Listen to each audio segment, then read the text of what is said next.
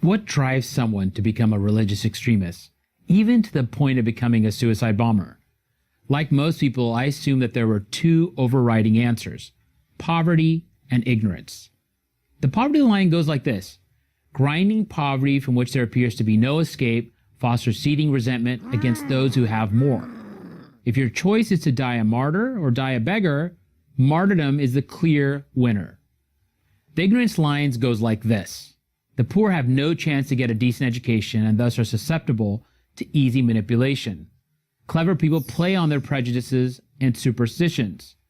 Once the extremist gets this ignorant, poor person in his grasp, indoctrination is easy.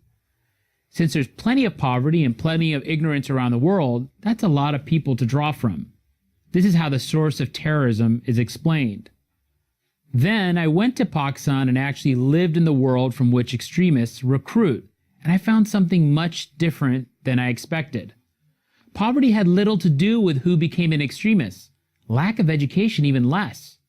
Many of those that I met who subscribe to religious extremism and are prepared to murder and die for their cause are from the middle class, and many had a university education. These are not poor people, and these are not uneducated people. They are well-fed and well-read. So if poverty and ignorance don't drive people to extremism, what does? One is a desire for meaning and for order. Places like Pakistan are submerged in chaos and corruption. Islamists promise clear-cut solutions to every problem. Here's how things will change if you follow these rules, and only these rules. Another is a desire for change. The old corrupt order, the narrative goes, must be overthrown, and that can only happen through violent action. Again, it is Islamists that step in with a promise to create a new form of government. Then throw in a strong sense of victimhood. We are not responsible for the sorry state of our country. Others have brought us down, and you have a toxic brew that many willingly imbibe. These, of course, are the same easy answers that tyrants and demagogues, from Lenin to Mussolini to Hitler to bin Laden, have always offered their followers. I saw this played out one day while living in Pakistan. After one of the many assassinations of a major figure there, I was sitting with two middle-class parents. The father owned a small business, and the mother was a nurse. They had given their son a good life. He wanted for nothing. They told me that during dinner with the family a few days earlier, their son noted how the person who was murdered deserved to die. Why? Because he had spoken out on behalf of religious minorities. They were shocked. How could their son, who'd been educated and well-raised, think that? This story is all too typical. So what to do about this extremism? The first step is to get off this false narrative that this is first and foremost a poverty or education issue. The second is to take on the narrative of the extremist groups. They promise a better way, but what in fact do they deliver?